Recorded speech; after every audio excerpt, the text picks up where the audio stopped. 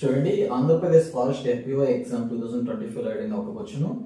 అతను లేదా ఆమె భారత పార్లమెంట్లో సభ్యుడు కానప్పటికీ అతను లేదా ఆమె భారత పార్లమెంట్లో అంతర్భాగంగా ఉంటారు. ఎవరు వాళ్ళు అని అడిగారు. ఆప్షన్స్ చూడండి: ప్రధానమంత్రి, లోక్సభ స్పీకర్, రాష్ట్రపతి and deputy speaker of Lok Sabha అని 4 ఆప్షన్స్ ఇచ్చున్నారు.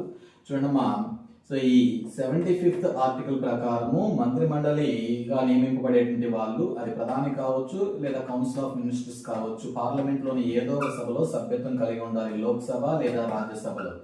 అలా సభ్యత్వం లేనప్పటికీ నియమింపబడిన నాటి నుండి, అనగా వీళ్ళు పదవీ బాధ్యతలు చేపట్టిన నాటి నుండి 6 నెలల్లోపు పార్లమెంట్ లో ఏదో ఒక సభలో సభ్యత్వం పొందాలి. అంటే సభ్యుడు కానప్పటికీ అంటున్నారంటే వీళ్ళు ఖచ్చితంగా సభ్యులుగా ఉండాలి. సో ప్రధానమంత్రి మన ఆన్సర్ కాదు.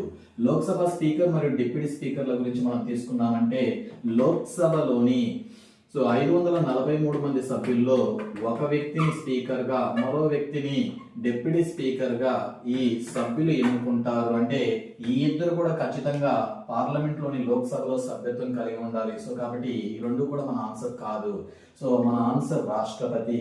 అలాగే రాష్ట్రపతి పార్లమెంట్ లో అంతర్భాగంగా ఉంటారని తెలియజేసే ఆర్టికల్ 79 ఆర్టికల్ ప్రకారం పార్లమెంట్ అనగా రాష్ట్రపతి, లోక్సభ మరియు రాజ్యసభ అని డైరెక్ట్ గా 79th ఆర్టికల్ లో పేర్కొని ఉన్నారు. సో ఆన్సర్ రాష్ట్రపతి.